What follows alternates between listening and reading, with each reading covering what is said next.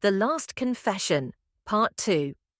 Daniel woke up in a dimly lit hospital room, his body weak, his mind racing. The last thing he remembered was Ethan's face, calm, almost peaceful, as he whispered, "I forgive you." The IV in his arm beeped softly. A nurse entered, checking his vitals. "You're lucky," she said. "Whoever did this to you didn't intend to kill, just to scare you. The toxins have left your system." Daniel's mouth was dry. Did they find him? Ethan? The nurse shook her head. No record of anyone by that name. Ethan had vanished, again, a ghost from the past. The police barely investigated. With no lasting harm done and Daniel refusing to press charges, the case was closed. But Daniel couldn't close it in his mind. He knew Ethan too well. This wasn't just revenge, it was a message. He returned to the playground, standing beneath the old oak tree where they had carved their initials as kids. He traced the faded letters with his fingers, remembering the day they made their first promise. "No matter what, we rise together." A gust of wind rustled the leaves. Something shifted in the dirt at the base of the tree.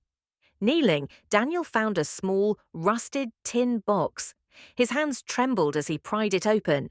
Inside was an old Polaroid of them at age 10, grinning wildly, arms around each other.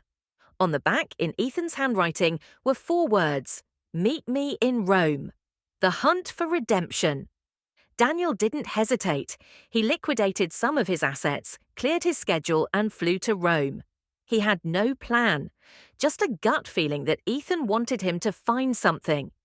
Days turned into weeks. He searched everywhere, asking old business contacts, checking hotel registries, even visiting places Ethan had once dreamed of seeing.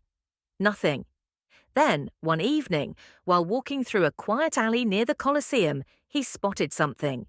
A street artist, sketching portraits, his face partially hidden under a hood. But Daniel knew those hands. "Ethan!"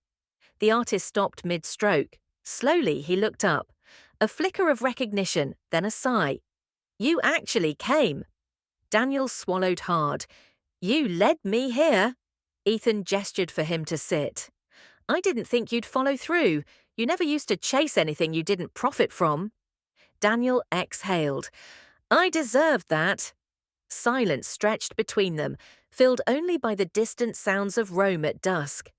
Finally, Daniel spoke. "Why?" His voice cracked. "Why did you do it? Poison me? Disappear again? What do you want from me?" Ethan studied him, then said, "I wanted to see if you could change." Daniel frowned. "And did I?" "You're here, aren't you?" The real test. Ethan pulled a folded document from his bag and slid it across the table. "This is what's left of Next Tech, the